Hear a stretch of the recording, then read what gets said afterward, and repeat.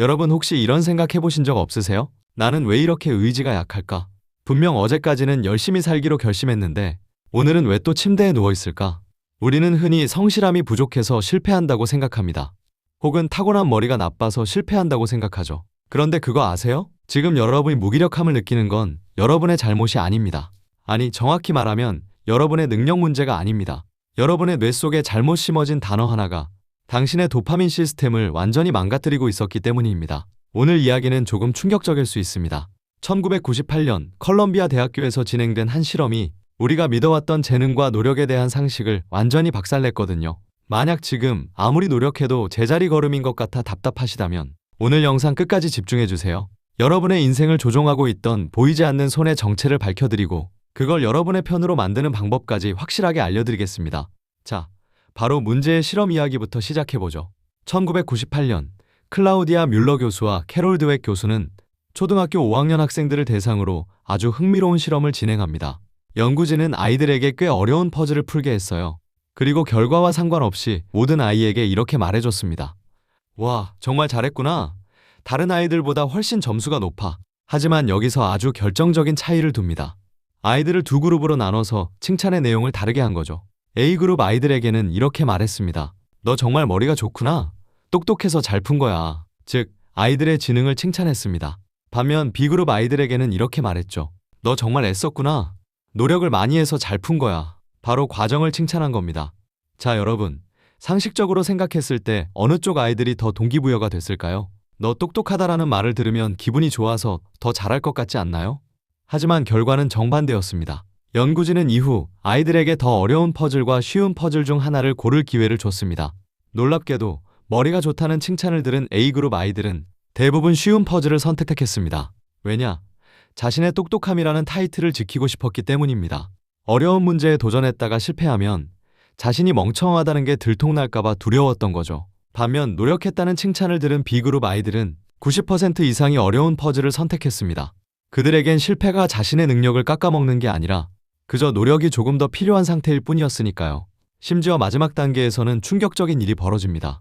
머리가 좋다는 칭찬을 들은 아이들은 퍼즐 풀기를 싫어하게 됐을 뿐만 아니라 성적도 뚝 떨어졌습니다. 반면 노력을 칭찬받은 아이들은 퍼즐 자체를 즐기게 되었고 성적은 오히려 실험 전보다 30%나 상승했죠. 이 실험이 우리에게 주는 메시지는 명확합니다. 나는 머리가 좋아, 나는 재능이 있어라는 믿음은 역설적으로 실패를 두려워하게 만들고 도전을 멈추게 만듭니다. 이것이 바로 심리학에서 말하는 고정 마인드셋의 함정입니다. 하지만 진짜 문제는 이게 끝이 아닙니다. 이 실험 결과 뒤에는 여러분의 인생을 송두리째 바꿀 수 있는 더 거대한 심리학적 개념이 숨어 있습니다. 여러분 혹시 통제 소재라는 말을 들어보셨나요? 1954년 심리학자 줄리안 로터가 제안한 이 개념은 성공하는 사람과 실패하는 사람을 가르는 가장 결정적인 척도입니다. 통제 소재는 크게 두 가지로 나뉩니다. 하나는 내부 통제 소재, 다른 하나는 외부 통제 소재입니다. 말이 좀 어렵죠? 쉽게 설명해 드릴게요. 외부 통제 소재를 가진 사람은 인생의 결과가 운이나 상황, 타인에 의해 결정된다고 믿습니다. 시험에 떨어지면 교수가 문제를 이상하게 냈어라고 하고 사업에 실패하면 경기가 안 좋아서 어쩔 수 없었어라고 말하죠. 심지어 로또에 당첨되는 상상을 하며 인생 역전을 꿈꾸기도 합니다. 반면 내부 통제 소재를 가진 사람은 모든 결과가 나의 행동에서 비롯된다고 믿습니다. 시험에 떨어지면 내가 공부량이 부족했구나 라고 생각하고 사업이 어려우면 내가 마케팅 전략을 잘못 짰구나 라고 분석합니다. 그래도 실제로 경기가 안 좋고 운이 나쁠 수도 있잖아요? 네, 맞습니다. 팩트죠. 하지만 중요한 건 사실이 아니라 여러분의 해석입니다. 여기서 뇌과학 이야기를 잠깐 해야겠네요.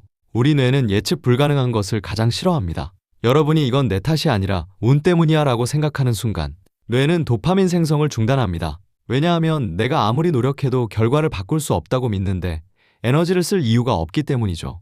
이것이 바로 마틴 셀리그만 교수가 말한 학습된 무기력의 정체입니다. 방문 판매원 이야기를 해볼까요? 거절당하는 게 일상인 영업직에서 대부분의 사람은 일주일도 못 버티고 그만둡니다. 그만두는 사람들에게 물어보면 100이면 100 이렇게 말해요. 날씨가 너무 더워서요. 동네 사람들이 불친절해서요. 요즘 사람들이 돈을 안 써요. 전형적인 외부 통제 소재 마인드입니다. 자신이 통제할 수 없는 날씨, 타인 경기를 탓하니 할 수 있는 게 아무것도 없죠. 그러니 포기하는 겁니다. 하지만 상위 1% 영업왕들은 다릅니다. 그들은 거절당했을 때 이렇게 자문합니다. 내가 오프닝 멘트를 너무 길게 했나? 내 표정이 너무 굳어 있었나? 자신이 통제할 수 있는 변수에 집중합니다. 그러면 뇌는 다음엔 이렇게 고치면 되겠구나라고 인지하고 다시 도전할 힘을 줍니다. 결국 성공하는 사람들은 세상이 아무리 혼란스러워도 그 안에서 자신이 줄 수 있는 통제권을 절대 놓지 않습니다. 여러분은 지금 어떤가요? 여러분의 인생 운전대를 여러분이 잡고 있나요? 아니면 세상이라는 택시기사에게 맡겨둔 채 뒷좌석에서 불평만 하고 있나요? 자, 그렇다면 어떻게 해야 이 지긋지긋한 외부 통제의 늪에서 빠져나와 강력한 내부 통제형 인간이 될 수 있을까요? 갑자기 나는 할 수 있다 라고 외치면 될까요? 아니요. 뇌는 그런 뻔한 거짓말에 속지 않습니다. 뇌를 속이는 게 아니라 뇌에게 증거를 보여줘야 합니다.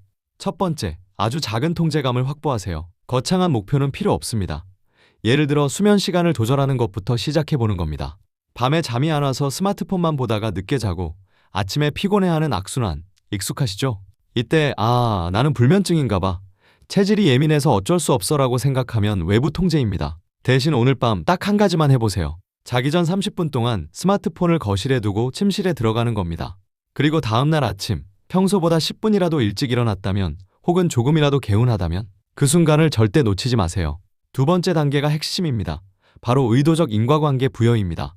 그냥 오늘 컨디션 좋네? 운이 좋네 라고 넘어가면 꽝입니다. 말짱 도루묵이에요. 반드시 스스로에게 이렇게 말해줘야 합니다. 내가 어제 스마트폰을 멀리했기 때문에, 내가 의도적으로 환경을 통제했기 때문에 오늘 컨디션이 좋은 거야. 이 문장이 여러분의 뇌에 꽂히는 순간 뇌 속에서는 도파민 파티가 열립니다. 내가 하니까 되네? 내 행동이 결과를 만들었네? 이 작은 승리의 경험이 쌓이면 뇌는 점점 더 큰 도전도 내가 통제할 수 있는 영역으로 인식하게 됩니다. 방 청소를 하는 것도, 하루에 영단어 5개를 외우는 것도 마찬가지입니다. 중요한 건 행위 자체가 아니라 그 행위가 나의 선택이었고 그 결과가 나의 노력 덕분임을 뇌에게 각인시키는 과정입니다. 이것이 바로 무기력증을 치료하고 압도적인 실행력을 만드는 유일한 신경학적 메커니즘입니다. 여러분, 지금 우리가 살고 있는 2026년, 세상은 그 어느 때보다 빠르게 변하고 있습니다. AI가 인간의 일자리를 위협하고 경제 불확실성은 커져만 갑니다. 솔직히 말해서 우리가 통제할 수 없는 외부 요인들이 너무나 많아진 게 사실입니다. 그래서 많은 사람들이 무기력해집니다. 어차피 AI가 다 할 텐데 내가 노력해서 뭐해? 부모님 도움 없이는 집 한 채도 못 사는데 저축이 무슨 소용이야? 하지만 역설적이게도 이렇게 불확실한 시대일수록 내부 통제 소재를 가진 사람의 가치는 더욱 빛납니다.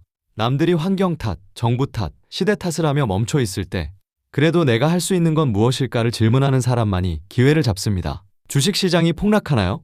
외부 통제형 인간은 공포에 질려 시장을 떠나거나 남 탓을 하지만 내부 통제형 인간은 자신의 포트폴리오를 점검하고 금융 지식을 쌓을 기회로 삼습니다. AI가 두려우신가요? 외부 통제형 인간은 AI를 욕하지만 내부 통제형 인간은 AI를 활용해 내 업무 효율을 10배로 높일 방법을 연구합니다. 결국 인생의 격차는 능력의 차이가 아니라 내 인생의 주도권이 나에게 있다고 믿느냐 아니면 세상에 있다고 믿느냐, 그 믿음의 차이에서 벌어지는 겁니다. 오늘 영상을 통해 여러분이 꼭 기억하셨으면 하는 건 딱 하나입니다. 여러분이 겪은 모든 성공과 실패, 그 모든 과정의 주인은 바로 여러분 자신이라는 사실입니다. 혹시 지금 힘든 일이 있으신가요? 그렇다면 그건 여러분이 무능해서가 아닙니다. 단지 통제할 수 없는 것에 에너지를 쏟느라 통제할 수 있는 것들을 잠시 놓쳤을 뿐입니다.